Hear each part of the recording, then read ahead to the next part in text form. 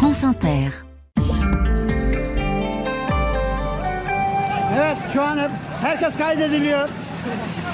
Et ça, Sébastien, ce sont des scènes de pillage en Turquie qui ont été filmées au portable. Ça se passe juste après le séisme, donc il y a près de 2 mois maintenant. Des pilleurs qui ensuite auraient été victimes d'actes de torture. C'est la terminologie employée en tout cas par 2 ONG de défense des droits de l'homme, Amnesty International et Human Rights Watch, qui publient aujourd'hui un rapport inquiétant sur l'action donc des forces de l'ordre turques à l'égard des voleurs, des pilleurs, peu après le tremblement de terre du 6 février dernier. Certes, reconnaissent les ONG, il y a eu un vrai défi sécuritaire à l'époque, juste après le séisme, avec de nombreuses scènes de pillage. Pour autant, ajoute-t-elle, l'état d'urgence ne doit pas conduire à l'anarchie, l'impunité, la torture ou à d'autres mauvais traitements. Celui qu'on entend ici, c'est le ministre de l'Intérieur turc qui dénonce les voleurs, les pilleurs et qui annonce plusieurs arrestations. Le problème, c'est que ces arrestations par la police ou la gendarmerie turque vont donner lieu à des violences terribles. Amnesty et Human Rights Watch ont identifié une quinzaine d'affaires et parmi elles un mort, un jeune homme de 27 ans, tabassé, selon le rapport, par une dizaine de gendarmes. Son frère encore vivant raconte une détention qui tourne au supplice, des coups qui pleuvent, les testicules tordus, des tentatives de viol à la matraque.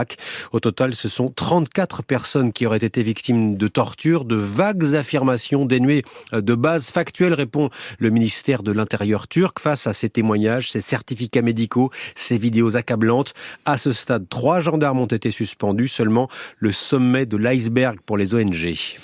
La nouvelle grande mosquée d'Égypte, Sébastien, fait polémique dans le pays. Ce bâtiment somptueux de 19 000 mètres carrés a été inauguré juste avant le début du Ramadan par le président égyptien Al-Sisi. Une gigantesque mosquée, la 2e plus grande d'Afrique, construite dans la nouvelle capitale administrative pour désengorger le Caire, à 45 km de la capitale actuelle, en plein désert.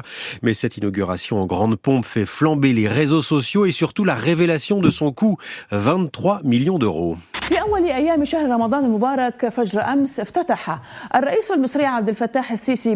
BBC en langue arabe se fait ici l'écho de la controverse. La nouvelle mosquée bat 3 records du monde. Le minbar, d'abord la chaire la plus haute du monde, 16,60 mètres, fabriquée avec les meilleurs bois de la planète. Le lustre le plus lourd et le lustre le plus grand du monde, 24 tonnes et 22 mètres de large. Un gigantisme célébré comme la preuve de la grandeur de l'Égypte par les autorités, mais dans un moment où les Égyptiens connaissent une très grave crise économique, inflation record, plus de 30% le mois dernier, une monnaie qui a perdu la moitié de sa valeur. Ce luxe était-il bien nécessaire ?